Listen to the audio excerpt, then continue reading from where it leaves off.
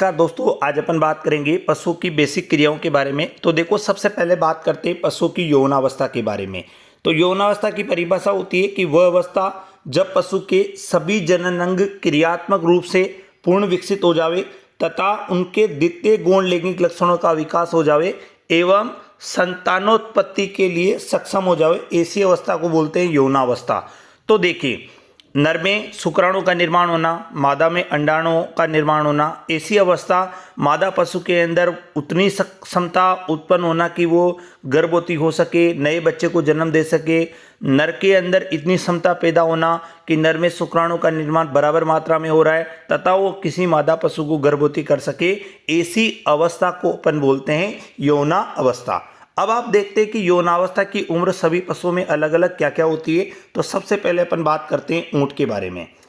ऊंट में नर पशु में 5 से 6 वर्ष यौनावस्था का समय होता है, जबकि मादा में होता है 3 से 4 वर्ष। तो ये तो था यौनावस्था का समय। अब ये है प्रथम बार ब्याहने की उम्र क्या होगी, यानी कि अगर यौनावस्था में पशु आ जाएगा तो ब्याहने की उम्र क्या होगी मादा पशु के अंदर। तो देखो, जैसे ऊंट 3 से 4 वर्ष में यौनावस्था में आ रहा है मादा, लेकिन उसका प्रथम बार गर्भवती होकर ब्याहने की जो उम्र होगी वो होगी 40 से 48 माह। अगला देखो घोड़ी के अंदर, तो घोड़ी में 18 से 24 माह यौनावस्था होगी और प्रथम बार ब्याहने की जो उम्र होगी वो होगी 30 से 36 माह। उसके बाद आप गाय का देखो, तो देसी गाय की यौनावस्था होती है 24 से 30 माह, जबकि विदेशी गाय की यौनावस्था 8 से 18 माह। तो अब प्रथम बार ब्याहने का समय देसी गाय के अंदर होगा 36 से 40 माह और विदेशी गाय के अंदर होगा 24 से 30 माह। इसी में आप आगे देखिए, भैंस का देखिए आप, तो भैंस में जब आप देखोगे तो यौनावस्था के समय 24 से 48 माह, जबकि प्रथम बार ब्याहने का जो समय वो है 36 से 42 माह। भेड़ के अंदर प्रथम बार यौनावस्था का समय 8 से 12 माह और ब्याहने का समय 12 से 18 माह। बकरी में देखो आप, बकरी में 6 से 12 माह प्रथम बार यौनावस्था का समय, जबकि ब्याहने का जो समय होगा वो 15 से 19 माह होगा। सूअर के अंदर यौनावस्था का समय 8 से 12 माह है, जबकि प्रथम बार ब्याहने का समय 10 से 16 माह। मुर्गी के अंदर 5 से 7 सप्ताह यौनावस्था का समय, जबकि प्रथम बार अंडा देने का समय होता है 5 से 6 माह की। तो ये देखो, ये अपन ने बात करी यौनावस्था के बारे में। सबसे पहले परिभाषा देखी, फिर अपन ने यौनावस्था की उम्र देखी और प्रथम बार ब्याहने की उम्र यहाँ पे देखी। अब अपन बात करेंगे संभोग क्रिया के बारे में, यानी कि नर मादा जो आपस में सहवास करते हैं तो उसको बोलते हैं अपन संभोग क्रिया। तो देखो, अलग अलग पशुओं में उसको अलग अलग नामों से जाना जाता है। तो देखो यहाँ पे पशु का नाम और संभोग क्रिया। तो सबसे पहले गाय का आता है, तो गाय में सर्विंग के नाम से जानते हैं, भैंस में सर्विंग के नाम से जानते हैं, भेड़ के अंदर टपिंग के नाम से जानते हैं, बकरी के अंदर सर्विंग के नाम से जानते हैं, घोड़े के अंदर कवरिंग के नाम से जाना जाता है, ऊंट के अंदर केपुलेशन के नाम से जाना जाता है, सूअर के अंदर कपलिंग के नाम से जानते हैं, कुतिया के अंदर केपुलेशन के नाम से जानते हैं और मुर्गी के अंदर पेन मेटिंग व फ्लोक मेटिंग के नाम से जाना जाता है। तो ये था, अलग अलग पशुओं में अलग अलग संभोग क्रिया थी जिसके बारे में अपन ने पढ़ा। तो ये कई बार एग्जाम में पूछी जाती है कि गाय की संभोग क्रिया क्या होगी, तो सर्विंग हो गई, भेड़ की क्या होगी, टपिंग। अगर इनमें से सबसे ज़्यादा इंपॉर्टेंट की बात करते हैं तो भेड़ वाली सबसे ज़्यादा इंपॉर्टेंट है, ये कई बार सबसे ज़्यादा बार एग्जाम में पूछी जाती है। संभोग क्रिया के बाद अब अपन बात करेंगे शरीर में पानी की मात्रा के बारे में। तो देखिए यहाँ पशु का नाम और ये प्रतिशत में, तो गाय के अंदर पानी की मात्रा होती है 56%, भैंस में होती है 56%, भेड़ के अंदर 60% होती है, बकरी के अंदर 60 होती है, घोड़े के अंदर 60 होती है, ऊंट में 55% पानी होता है, सूअर में 58%, कुतिया में 55%। और उसके बाद अपन देखते हैं मुर्गी के अंदर, तो मुर्गी के अंदर होता है 56%, रक्त में 82% होता है, पौधों में 60 से 70%, मांसपेशियों में 72%, दूध में 80 से 90% और भ्रूण में 95%। तो ये थी पानी की मात्रा। लेकिन आपको 3 चीज़ें सबसे ज़्यादा याद रखनी है कि अगर आपसे डायरेक्ट पूछा जाता है कि पशु शरीर में पानी की मात्रा बताइए, तो पशु शरीर में पानी की मात्रा होती है 60%। पौधों में बताइए, तो पौधों में होती है 70, दूध में बताइए तो दूध में होती है 80 से 90%। यही सबसे ज़्यादा बार एग्जाम में पूछी जाती है। और ज़्यादा कभी पूछा जाता है तो भ्रूण में पूछी जाती है कि भ्रूण में पानी की मात्रा कितने प्रतिशत होती है। तो ये अपन ने पढ़ा कि पशुओं में पानी की मात्रा कितनी कितनी प्रतिशत पाई जाती है। पशुओं में पानी की मात्रा के बाद अब अपन बात करेंगे थनों की संख्या। पशु के अंदर कौन से पशु में कितने थन पाए जाते हैं। तो देखो पशु का नाम और थनों की संख्या। तो सबसे पहला आता है गाय। गाय में 4 थन होते हैं। भैंस के अंदर 4 थन होते हैं। भेड़ के अंदर 2 थन होते हैं। बकरी के अंदर 2 थन होते हैं। घोड़े के अंदर जो घोड़ी होती है उसके अंदर 2 थन होते हैं। ऊँटनी में 4 थन होते हैं। सूअर के अंदर 14 थन होते हैं और कुतिया में होते हैं 10। अब देखो यहाँ पे 2 चीजें कई बार एग्जाम में पूछी जाती है कि गाय के एक थन के अंदर टीट केनाल की संख्या कितनी होती है। ये प्रश्न कई बार पूछा जाता है कि गाय के एक थन के अंदर, देखो थन तो होते हैं 4, तो अगर आपसे पूछा जाए कि गाय के एक थन में टीट केनाल की संख्या कितनी होती है तो 1 होती है। कभी आपसे पूछा जाता है कि नॉर्मल ऊंटनी के एक थन के अंदर टीट केनाल कितनी होती है, तो ऊंटनी में प्रत्येक थन के अंदर 2 टीट केनाल होती है, जबकि गाय के प्रत्येक थन के अंदर 1 ही टीट केनाल होती है।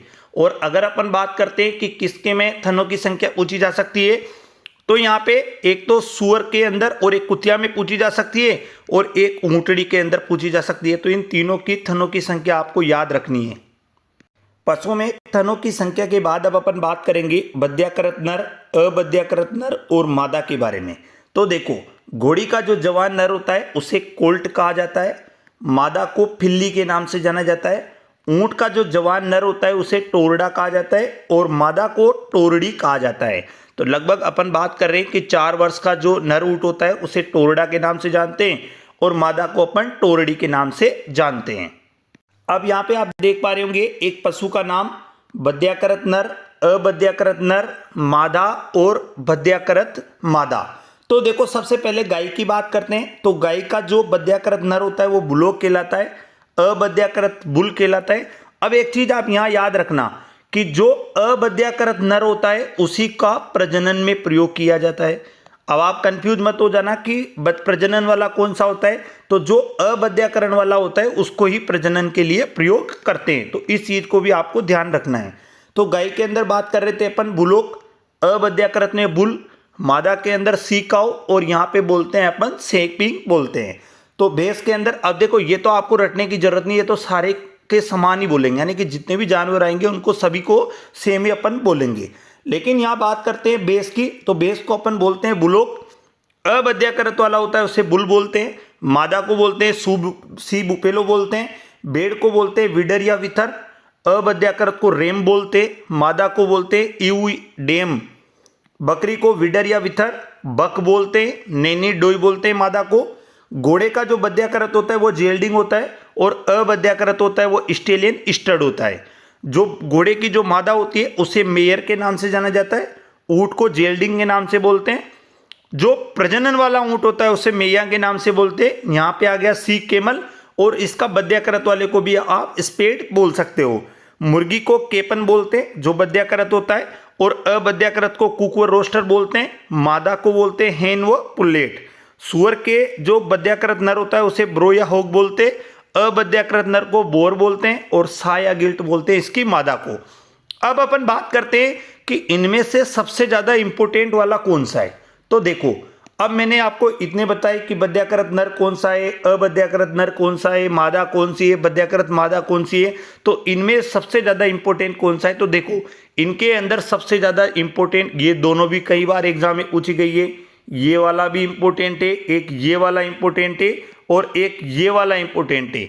तो जिन पे मैंने गोला कर रखा है ये सबसे ज्यादा बार एग्जाम में पूछे गए हैं। मैया वाला भी कभी कभी पूछा गया है, लेकिन और जो गोले किए हुए हैं ये सबसे ज्यादा बार पूछे गए हैं।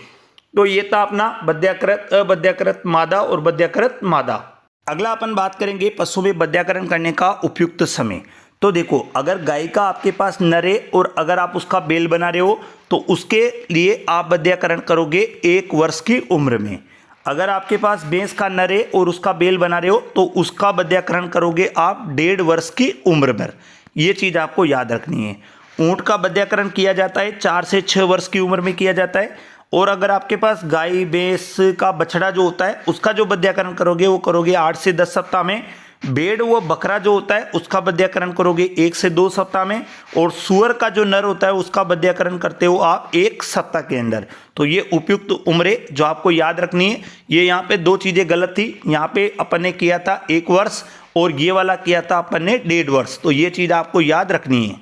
अब अपन बात करेंगे पशुओं को प्रतिदिन पानी की आवश्यकता, कितना पानी प्रतिदिन चाहिए होता है उसके बारे में अपन बात करेंगे। तो देखो सबसे पहले अपन बात करते हैं कि शरीर में यानी कि जो पशु शरीर होता है उसमें पानी की आवश्यकता किस पर निर्भर करती है। तो सबसे पहले निर्भर करती है आहार पर, दूसरा करती है वातावरण पर और तीसरा करती है शरीर भार पर। आहार पर कैसे करती है, अगर जानवर को आप हरा चारा ज़्यादा खिलाओगे तो पानी की आवश्यकता कम होगी, सूखा चारा ज़्यादा खिलाओगे तो पानी की आवश्यकता ज़्यादा होगी। वातावरण पे यानी कि सर्दियों में कम पानी चाहिए, गर्मियों में ज़्यादा चाहिए, और जो बारिश का जो मौसम होता है उस समय मीडियम पानी चाहिए, यानी न तो ज़्यादा चाहिए न कम चाहिए। उसके बाद शरीर भार, यानी कि जानवर का शरीर भार ज़्यादा होगा तो उसको पानी की आवश्यकता भी ज़्यादा होगी, अगर शरीर भार कम होगा तो उसको पानी की आवश्यकता भी कम होगी। अब अपन बात करते हैं कि प्रति पशु को प्रतिदिन कितने पानी की आवश्यकता होती है। तो यहाँ पे आप देख रहे होंगे एक तरफ है पशु का नाम, पानी की मात्रा प्रतिदिन के हिसाब से अपन बात करेंगे। तो देखो सबसे पहला आता है ऊँट। ऊँट को प्रतिदिन 18 से 36 लीटर पानी की आवश्यकता होती है और ऊँट एक बार में 135 लीटर पानी पी सकता है। ऊँट 7 दिन तक बिना पानी के रह सकता है, ये चीज़ भी आपको याद रखनी है। तो देखो ऊँट को प्रतिदिन 18 से 36 लीटर पानी की आवश्यकता होती है। ऊँट एक बार में 135 लीटर पानी पी सकता है। ऊँट 7 दिन तक बिना पानी के रह सकता है। आगे देखिए, घोड़ी को प्रतिदिन 40 से 50 लीटर पानी की आवश्यकता होती है। गाय को 30 लीटर पानी की आवश्यकता होती है। भैंस को 30 से 40 लीटर पानी की आवश्यकता होती है। भेड़ को 4 से 6 लीटर पानी की आवश्यकता होती है। बकरी को 4 से 6, सुअर को 6 से 8, मुर्गी को प्रतिदिन 250 ml पानी की आवश्यकता होती है। पशु को 1 लीटर दूध उत्पादन के लिए 2 से 2.5 लीटर पानी की आवश्यकता होती है। यानी कि आप एक बात देखिए कि यदि आपका जानवर 10 लीटर दूध देता है तो लगभग उसे 25 लीटर पानी की आवश्यकता तो दूध उत्पादन के लिए चाहिए।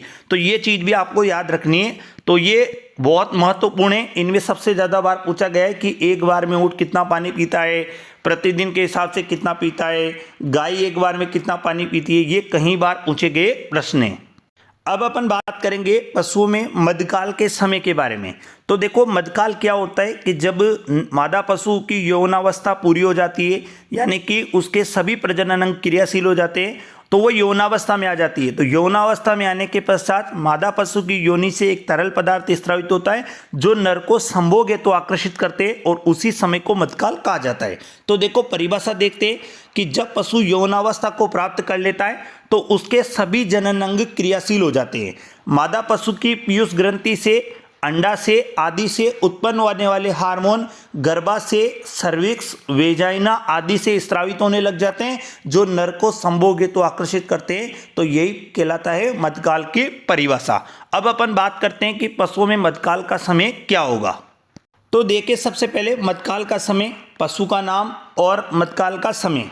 तो ऊँट 3 से 5 दिन तक मध में रहता है, घोड़ी 4 से 5 दिन तक रहती है, गाय 12 से 24 घंटे तक मध में रहती है, भैंस 36 घंटे तक मध में रहती है, भेड़ 1 से 2 दिन तक मध में रहती है, बकरी 1 से 2 दिन और कुतिया 6 से 12 दिन।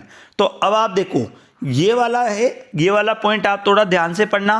मध चक्र का मध सबसे छोटा जबकि सबसे बड़ा घोड़ी का होता है। मतलब वो आपसे यूं कह रहा है कि जैसे मानो अपने पास गाय है और एक है अपने पास भैंस, एक अपने पास भेड़ है और एक अपने पास बकरी है। मध चक्र की बात करते हैं तो इसके अंदर 21 दिन का होता है, इसके दिन 21 दिन का होता है, भेड़ के अंदर लगभग 16 से 17 दिन का होता है और बकरी के अंदर भी लगभग 21 दिन का मध होता है। तो देखो यहाँ आपने बात करी गाय में 21 दिन का मध हुआ, भैंस में 21 दिन का हुआ, भेड़ में 16 से 17 दिन का हुआ, जबकि बकरी में हुआ 21 दिन का। अब आपसे एग्जामिनर एक प्रश्न पूछता है कि निम्न में से किस पशु में मध चक्र का मध सबसे छोटा है। तो देखो मध चक्र का मध यानी कि ये वाला समय आपसे पूछ रहा है, क्योंकि मध चक्र की 4 अवस्थाएं होती है। कौन कौन सी वो अपन अभी आगे पढ़ेंगे। जैसे एक होती है प्रोस्ट्रस होती है, स्ट्रेस होती है, मेट स्ट्रेस होती है और डाई स्ट्रेस होती है।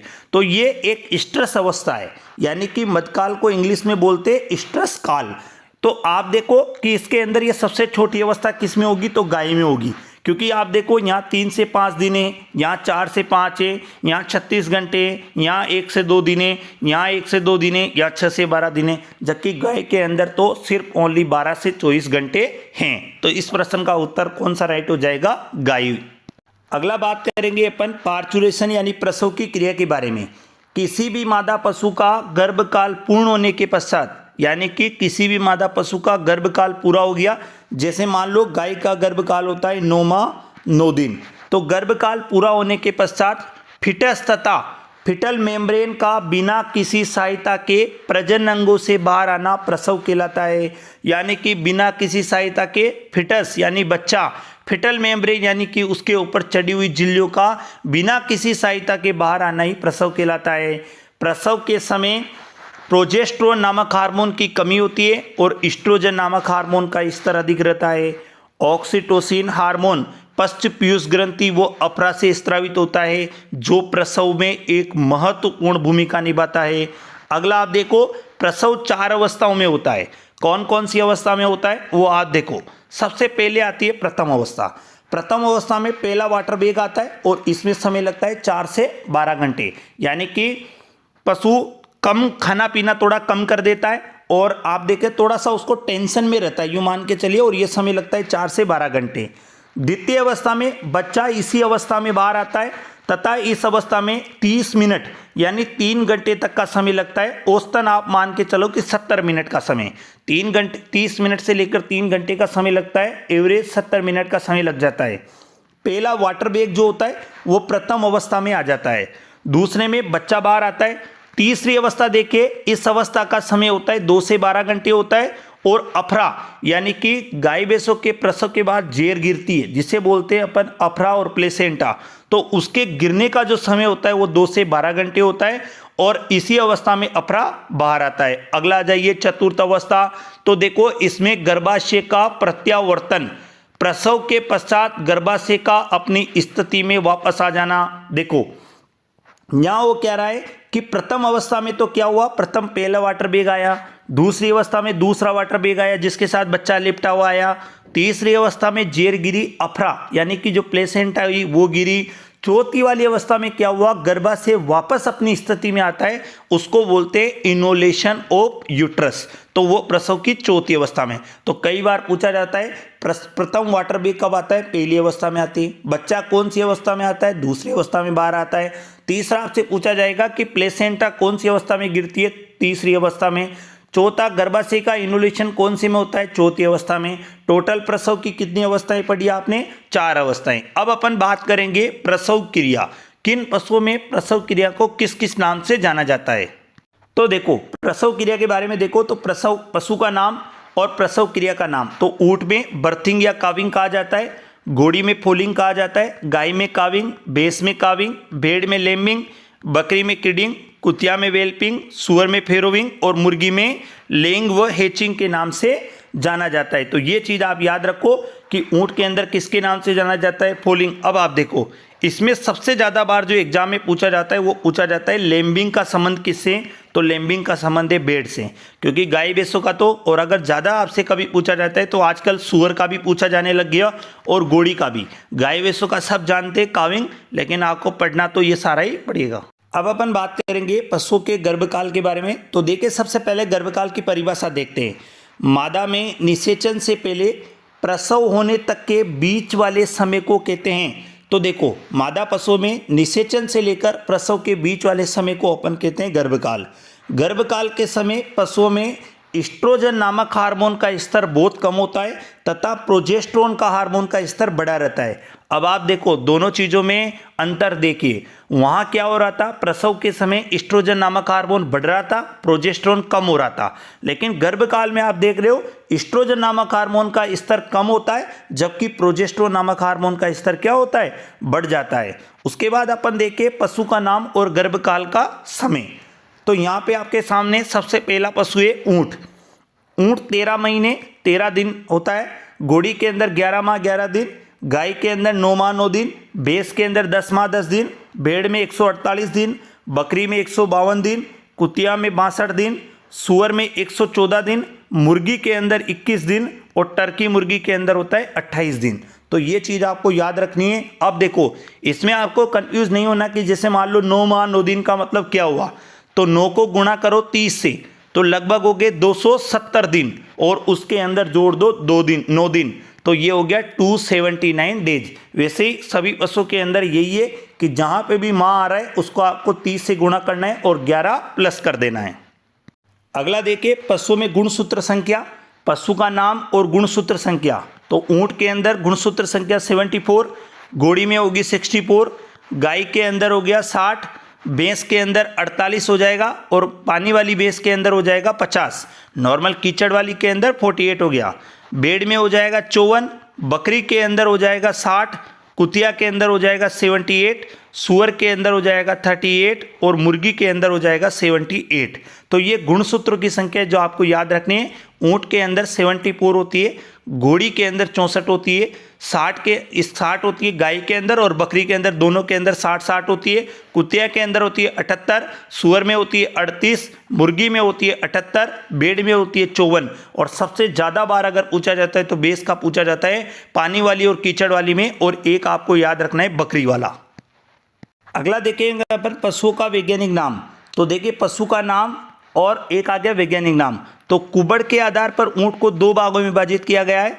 एक कुबड़ वाला ऊंट होता है कैमेलस ड्रोमेडेरियन और 2 कुबड़ वाला होता है कैमेलस बैक्टीरियन।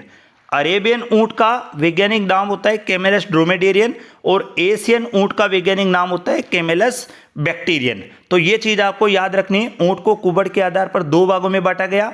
एक कुबड़ वाला था कैमेलस ड्रोमेडेरियन, 2 कुबड़ वाला होता है कैमेलस बैक्टीरियन। अरेबियन ऊंट का वैज्ञानिक नाम होता है कैमेलस ड्रोमेडेरियन, एशियन ऊंट का वैज्ञानिक नाम होता है कैमेलस बैक्टीरियन।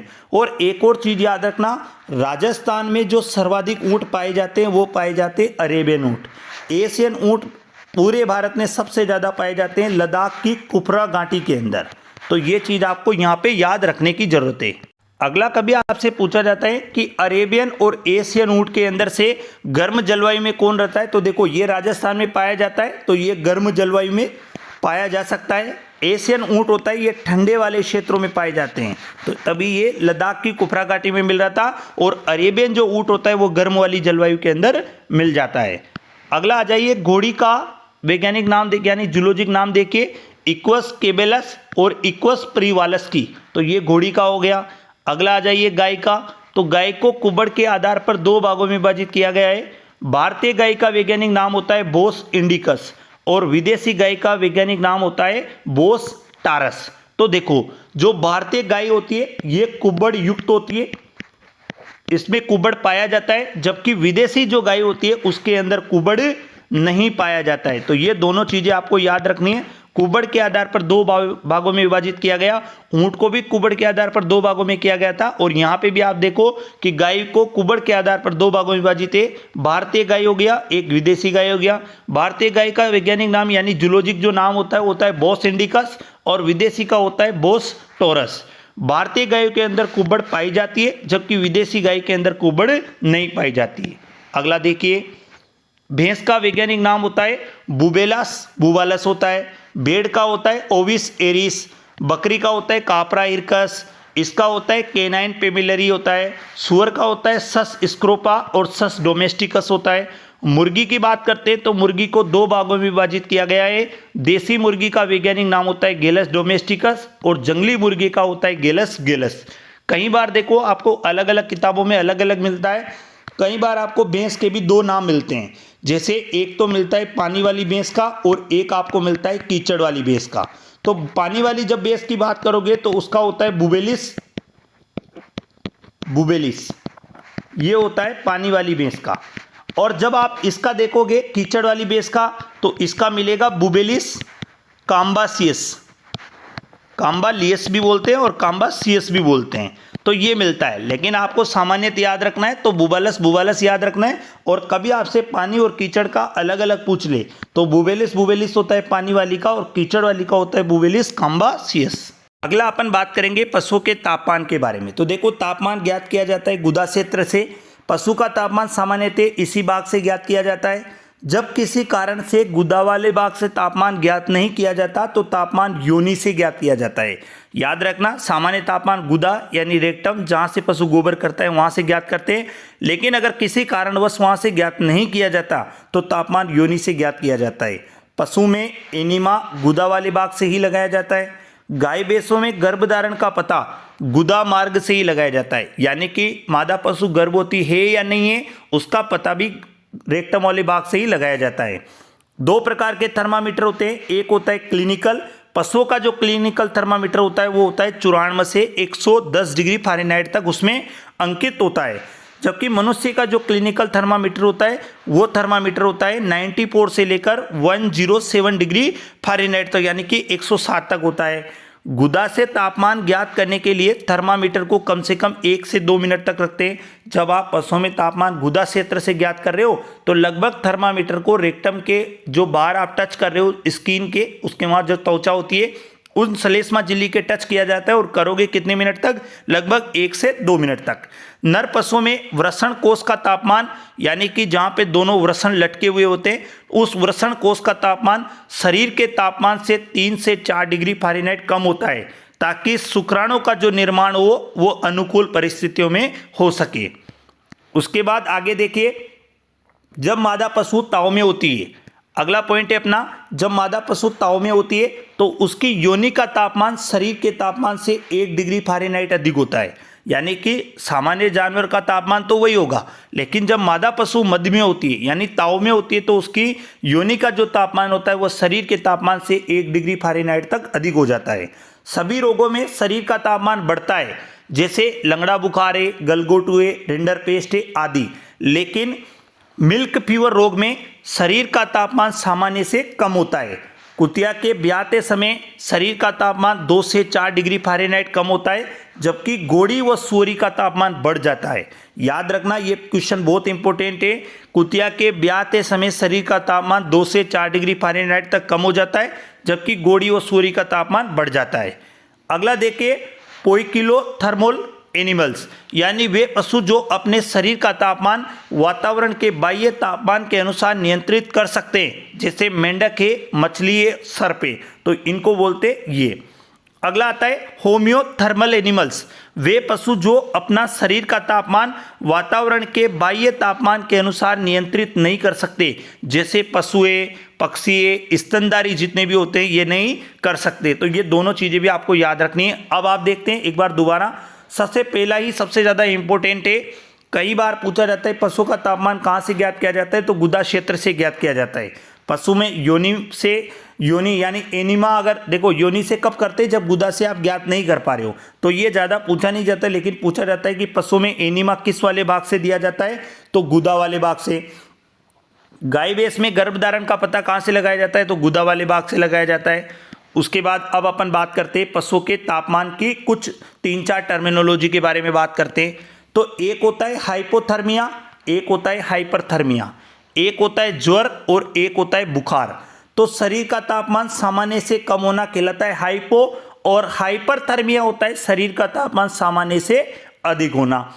ज्वर होता है तो यानी कि ज्वर यानी बुखार होता है, तो नॉर्मल आप देखो ज्वर यानी पायरेक्सिया हो गया, तो शरीर का तापमान सामान्य से अधिक होगा और बुखार के अंदर भी सामान्य से अधिक होगा। अब एक चीज याद रखो, एक होता है हाइपो और एक होता है हाइपर। हाइपो का मतलब होता है कम, हाइपर का मतलब ज्यादा। तो कंफ्यूज नहीं होना, क्योंकि हाइपो के अंदर वर्ड आ रहे हैं 4 और हाइपर के अंदर आ रहे हैं 5, तो 5 वाला हमेशा ज्यादा हो जाएगा, यानी हाइपर का मतलब होता है अधिक और हाइपो का मतलब होता है कम। पहली बात तो ये हो गई। दूसरी बात ये रखो कि बुखार 2 प्रकार के होते हैं, एक होता है ठंडा बुखार और एक होता है गर्म बुखार। तो गर्म बुखार आएगा तो शरीर का तापमान बढ़ेगा, जबकि ठंडा बुखार आएगा तो शरीर का तापमान सामान्य से कम होगा। अब अपन देखते हैं पशु का तापमान, पशु का नाम और तापमान। ऊंट के अंदर 97.6 से लेकर 99.5 डिग्री फ़ारेनहाइट होता है। याद रखना, ऊंट का जो शरीर का जो तापमान होता है वो दिन में 2 बार परिवर्तन होता है, दिन में 2 बार परिवर्तन होता है। तो ये क्वेश्चन पूछा जाता है कि किस पशु का शरीर का तापमान दिन में 2 बार परिवर्तन होता है, तो ऊंट का होता है। और अगर कभी आपसे पूछा जाता है कि किस समय सबसे ज़्यादा होता है तापमान, तो दोपहर के समय सबसे ज़्यादा तापमान देखा जाता है। घोड़ी का 100.5 डिग्री फ़ारेनहाइट, कुतिया का 101.5 डिग्री फ़ारेनहाइट, भैंस का 101.5 डिग्री फ़ारेनहाइट, भेड़ का 102.5 डिग्री फ़ारेनहाइट, बकरी का 102.5 डिग्री फ़ारेनहाइट, सूअर का होता है 102.5 डिग्री फ़ारेनहाइट और मुर्गी का होता है 106.5 डिग्री फ़ारेनहाइट। तो ये चीज़ें आपको याद होनी चाहिए, कभी भी किसी का भी तापमान आपसे पूछा जा सकता है। अब मैं आपको बताऊंगा कि फ़ारेनहाइट को सेल्सियस में कैसे बदलते हैं और सेल्सियस को फ़ारेनहाइट में कैसे बदलते हैं। सबसे पहले देखिए अपन फॉर्मूला लिखते हैं, तो सेल्सियस ज्ञात करने का और फ़ारेनहाइट ज्ञात करने का फॉर्मूला लिखते हैं। तो सेल्सियस ज्ञात करने का फॉर्मूला होता है F-32/9 इंटू 5। ये तो फॉर्मूला होता है सेल्सियस ज्ञात करने का।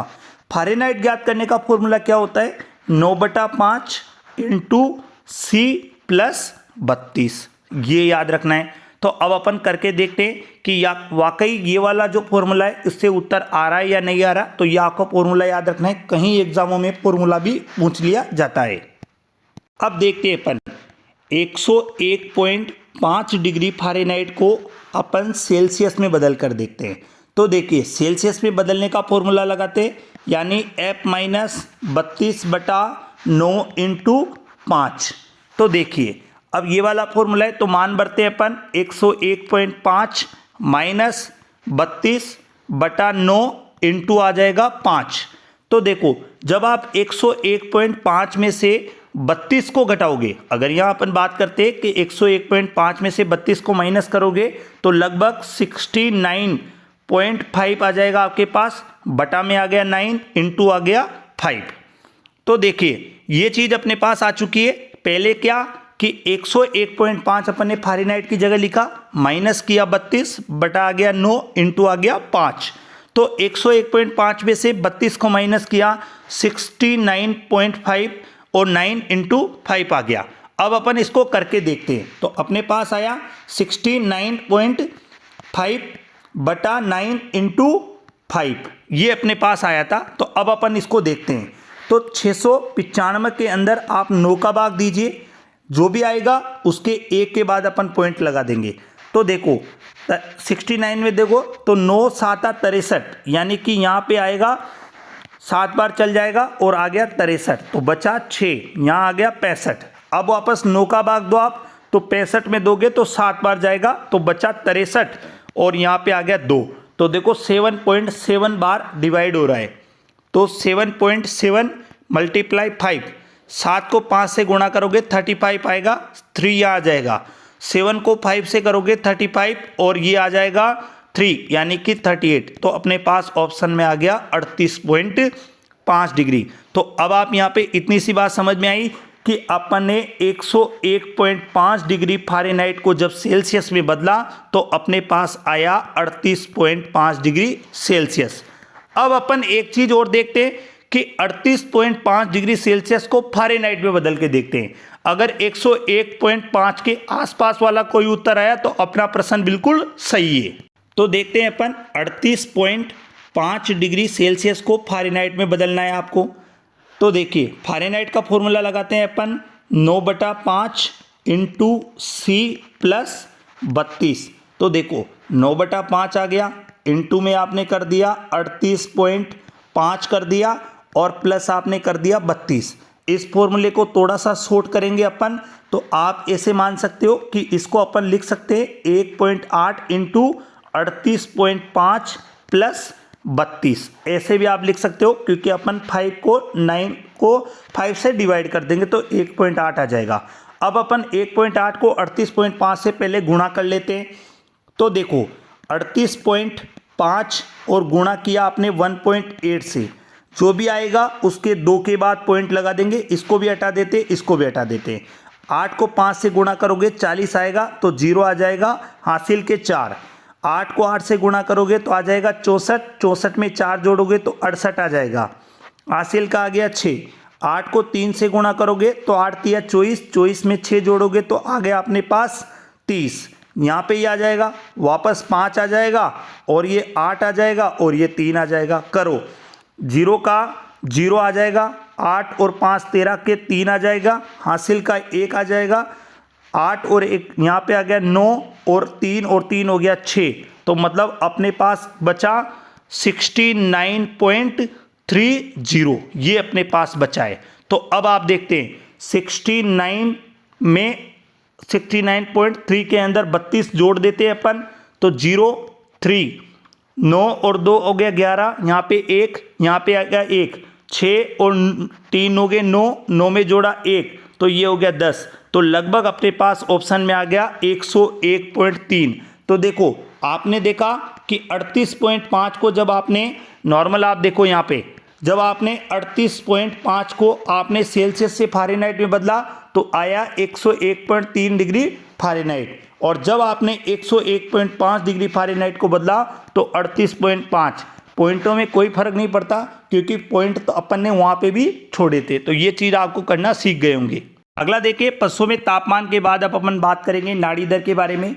तो पशुओं में नाड़ी दर ज्ञात करने का स्थान गाय भैंस के अंदर medial coccygeal artery, facial artery, medial artery, transverse facial artery. मुख्यतः किससे ज्ञात किया जाता है? मीडियल कॉक्सिजियल आर्टरी से।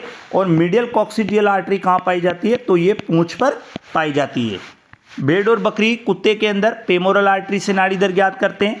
घोड़े और गधे में एक्सटर्नल मैक्सिलरी आर्टरी, ग्रेट बेटा टार्सल आर्टरी, मीडियन आर्टरी से ज्ञात करते हैं। सूअर के अंदर भी किससे करते हैं? मीडियल कॉक्सिजियल आर्टरी से ज्ञात करते हैं। नाड़ी दर बढ़ने की क्रिया को टोकीकार्डिया और घटने की क्रिया को ब्रेडीकार्डिया कहा जाता है। अब अपन देखें अलग अलग पशुओं के अंदर अलग अलग नाड़ी दर होती है, तो उसके बारे में अपन बात करते हैं। तो देखो सबसे पहले आता है पशु का नाम और नाड़ी दर।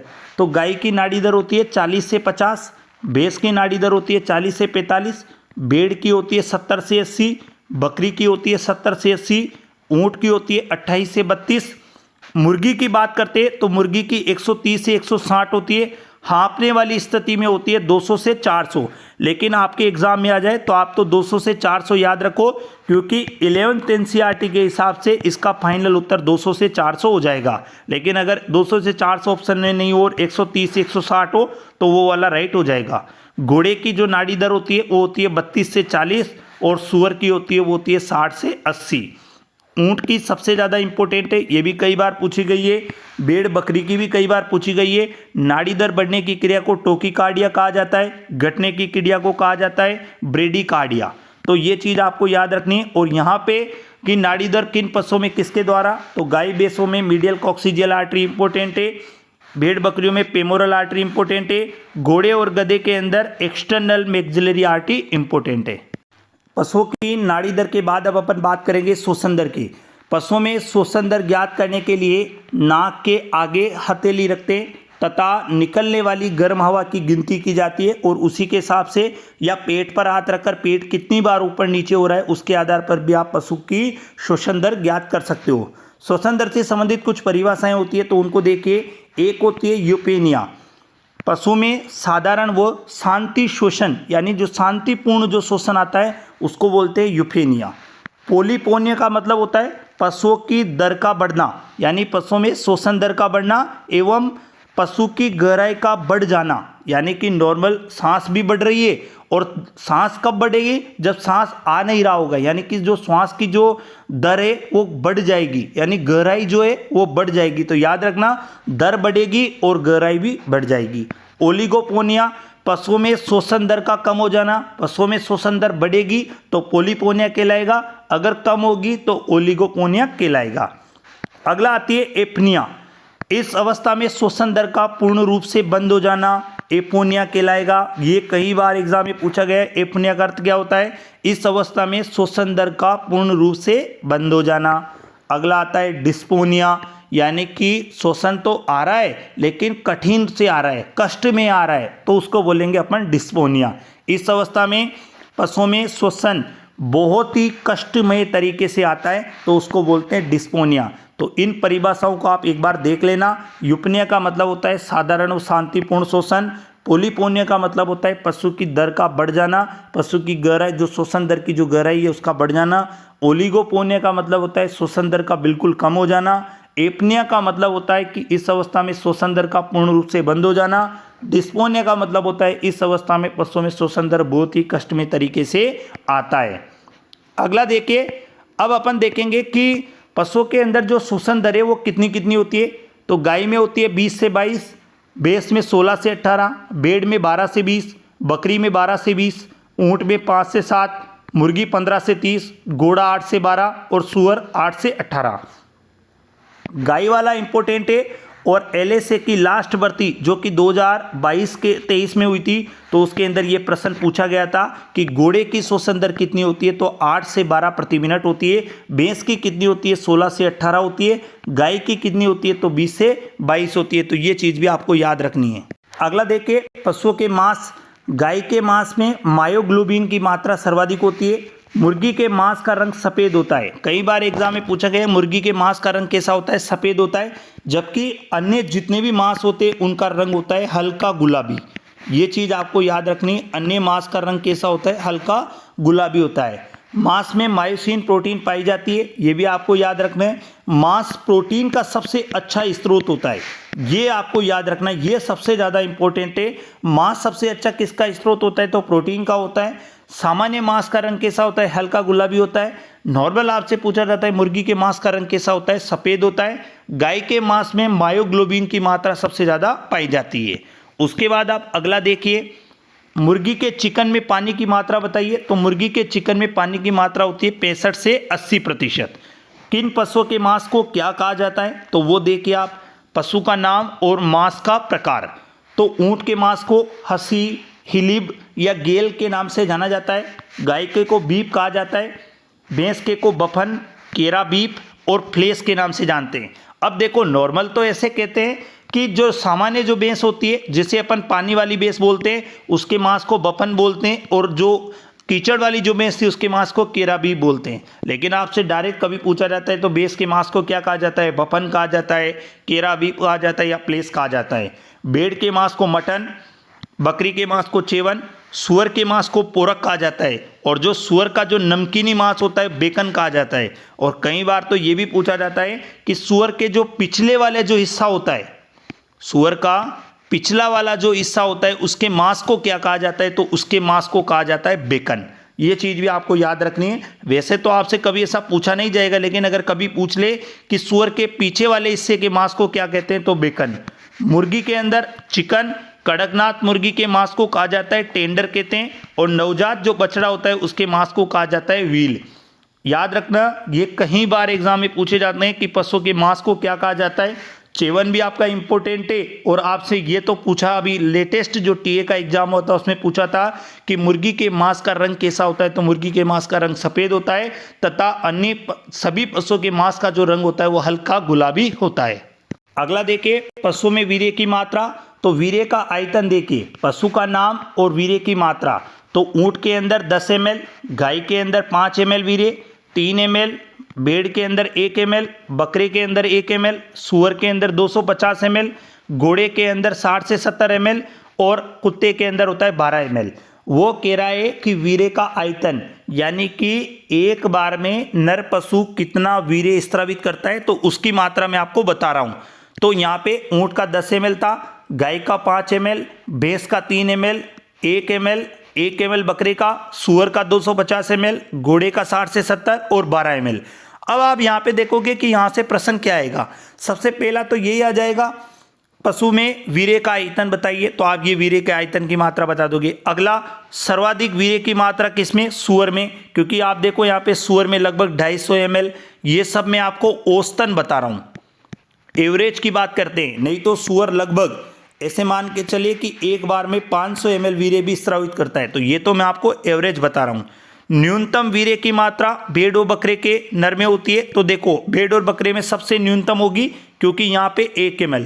एक चीज याद रखना, जिस पशु में वीर्य की मात्रा ज्यादा होगी उसमें शुक्राणु की मात्रा कम होगी, जिसमें वीर्य की मात्रा कम होगी शुक्राणु की मात्रा ज्यादा होगी। तो देखो, सबसे न्यूनतम शुक्राणु की मात्रा सूअर के वीर्य में, क्योंकि यहाँ मात्रा सबसे ज्यादा है।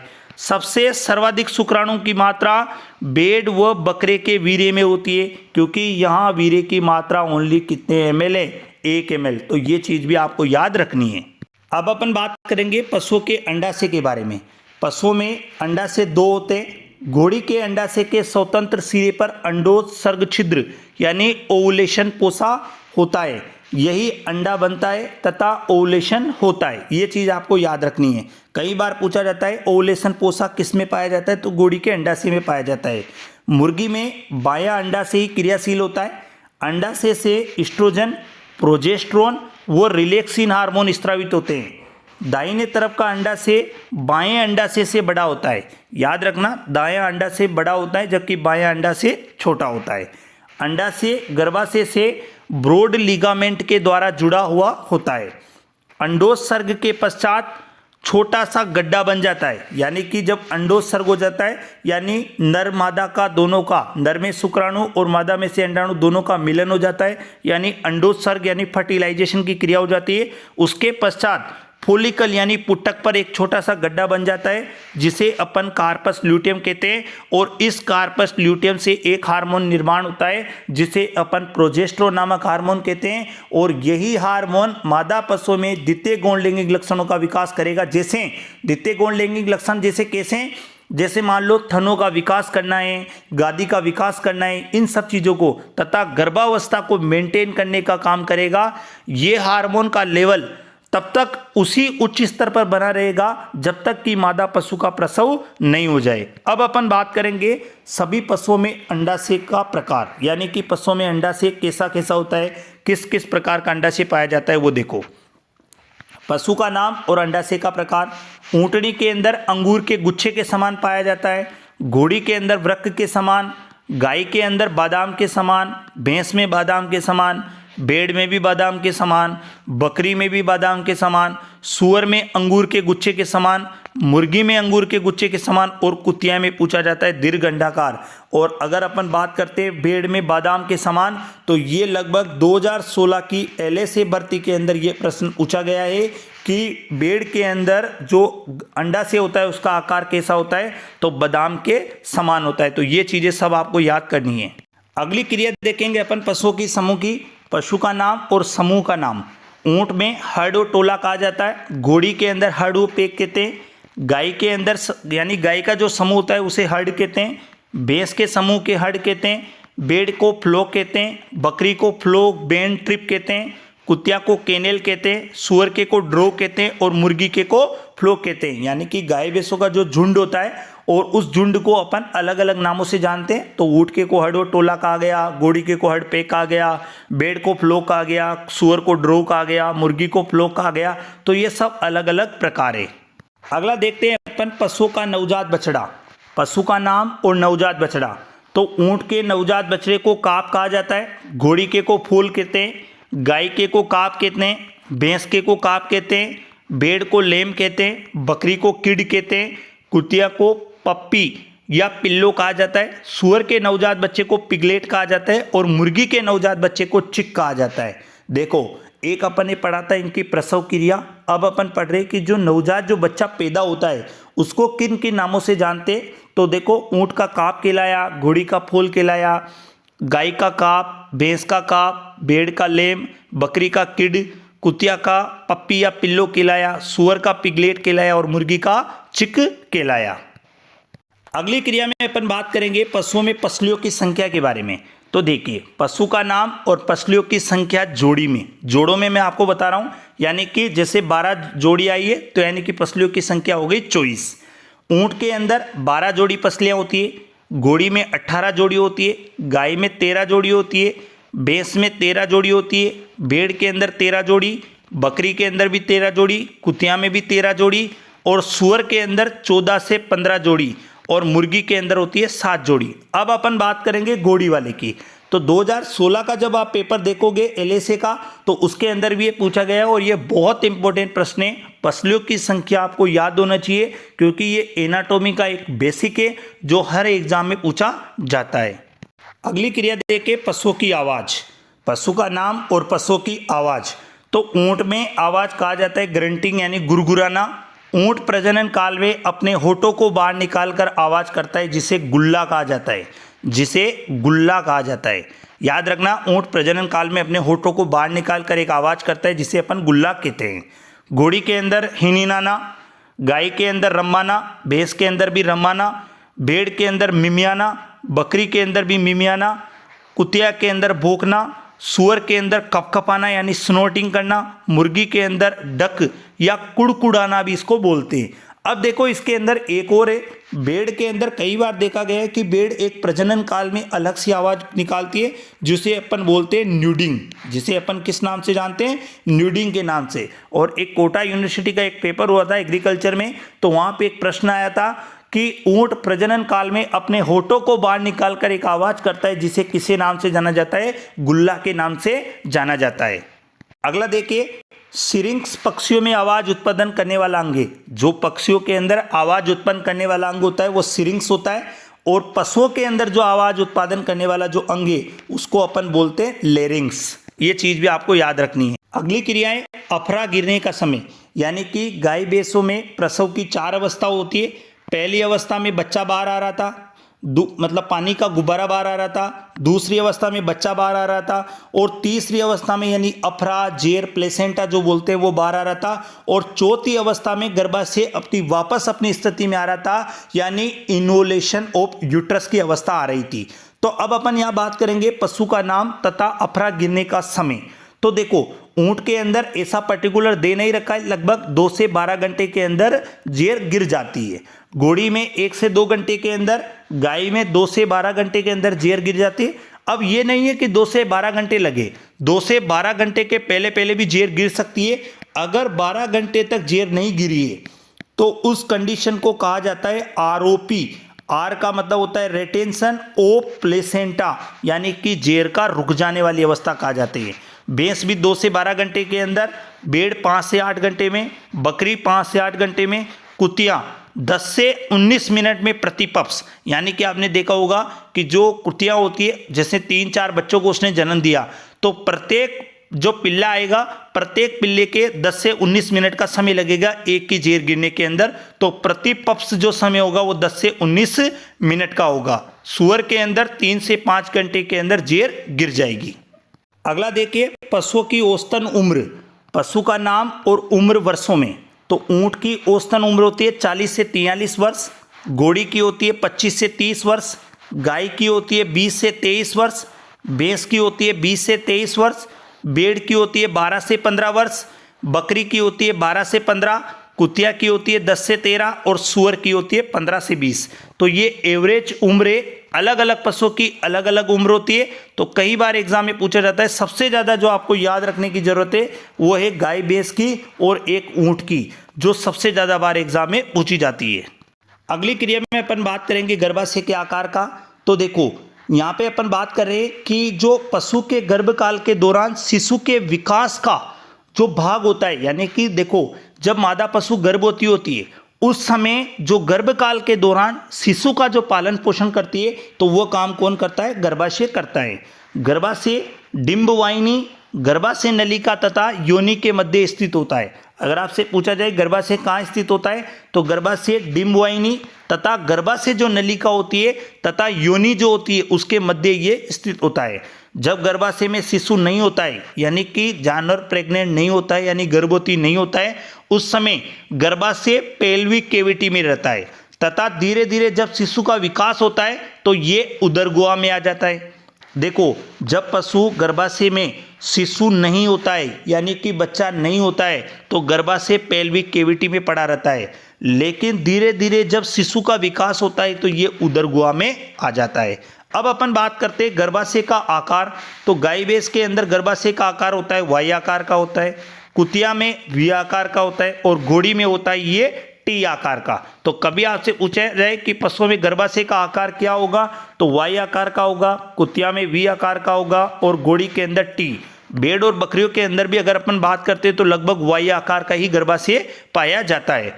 उसके बाद अब अपन बात करते हैं महत्वपूर्ण डेयरी मुख्यालय जो राजस्थान में स्थित है। सबसे पहले आती है गंगमूल। गंगमूल गंगानगर में, उरमूल डेयरी बीकानेर में, जहां ऊँटनी का दूध पेटेंट, यानी कि राजस्थान की एकमात्र ऐसी डेयरी जहां ऊँटनी का दूध संग्रहित किया जाता है वो उरमूल डेयरी है बीकानेर के अंदर। अमूल डेयरी गुजरात में, पायस डेयरी अजमेर में, पद्मा डेयरी अजमेर में, जो सबसे राजस्थान की सबसे पुरानी डेयरी है पद्मा डेयरी, जो कि अजमेर में है। वरमूल डेयरी रानीवाड़ा जालोर वो जोधपुर में, ये सबसे बड़ी डेयरी है। सरस डेयरी है जयपुर के अंदर। अब देखो एक बार फिर देखना, यहाँ पे सबसे ज़्यादा पूछी जाती है बीकानेर वाली उर्मुल डेयरी, क्योंकि राजस्थान में एकमात्र ऐसी डेयरी है जहाँ ऊँटड़ी के दूध को संग्रहित किया जाता है। सबसे पुरानी डेयरी की बात करते हैं तो ये पद्मा डेयरी है जो अजमेर में। वरमूल डेयरी की बात करते हैं तो रानीवाड़ा जालोर के अंदर है, और वह जोधपुर की सबसे बड़ी डेयरी है। यदि आपसे कभी पूछा जाए कि भारत में दुग्ध सहकारिता का, यानी कि अगर कभी पूछा जाता है कि भारत में दुग्ध सहकारिता का सबसे फेमस उदाहरण कौन सा है, तो भारत में दुग्ध सहकारिता का सबसे फेमस उदाहरण है आनंद गुजरात, यानी कि NDDB, National Dairy Development Board, Anand Gujarat में, जिसकी स्थापना 1965 ईस्वी में की गई।